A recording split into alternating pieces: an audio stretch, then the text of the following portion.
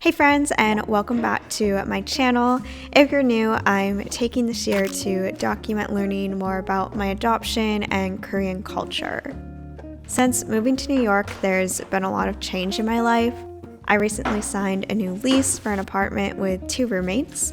One of my roommates is an old coworker and friend who just happened to be looking for a place at the same time as me, and my other roommate, Emily, was one of Ella's friends from college.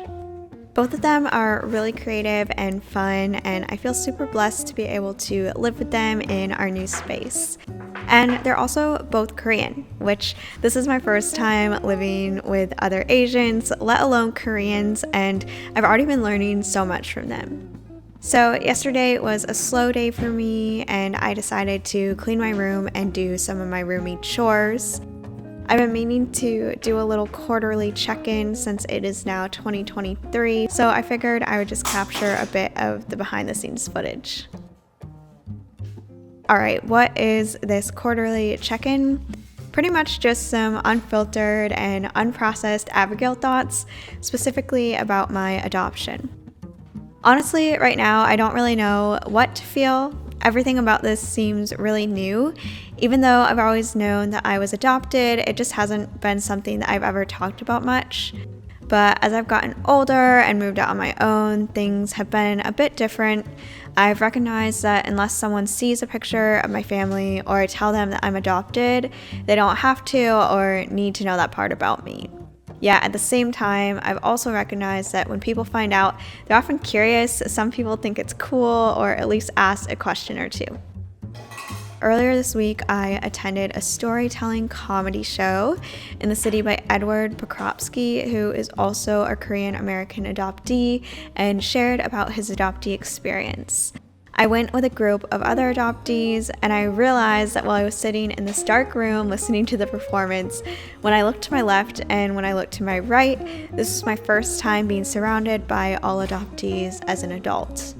After the show, which was really good, I think the storytelling was great, it also resonated with me, but I decided to take some notes, so here's a little excerpt, and this is just a bit of my personal reflection. So, there are some things in life that we try not to think too hard about because if we do, we know that we'll start to feel sad or somewhat hopeless, or maybe we're just too afraid to explore the feelings that we might discover. But I think that while we try to hide or run away from those things, they'll eventually catch up to us. And for me, I think one of those things is my adoption. From here, it seems like I have 2 options. I can A, acknowledge the fact that I'm in New York and have the opportunity to connect with other adoptees, and I can start digging deeper into the ways that being adopted has affected me.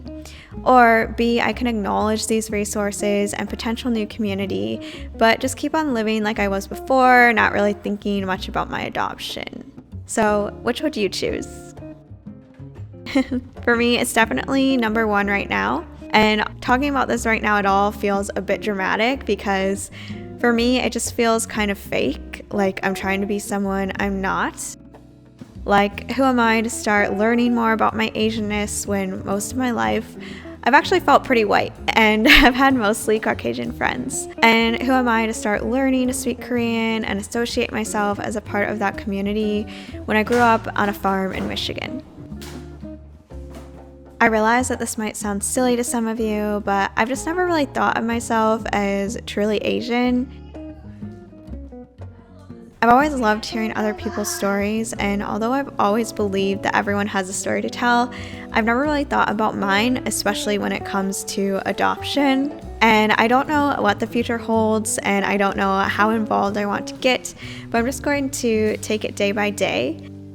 I've already met a lot of amazing people, and I'm sure that there are more to come, and I'm sure that there will be a lot of just self-exploration for myself, and probably a lot of things that I'm not expecting will come up. Everyone I've met so far that's further in their adoption exploration has mentioned that they wish they would have documented more of their journey, so I'm here to do that because I like documenting my life, and although I grew up watching Asian creators like Jen Im and Rice Bunny or Michelle, it would have been cool to have had another adoptee creative to follow. I really want to share this experience with others, so thanks for tuning in to this quarterly check-in. I'll have more updates for you in April, but in the meantime, you can always follow along here or on Instagram, and please don't hesitate to reach out. All right, have a great day, and I will see you in my next video. Bye!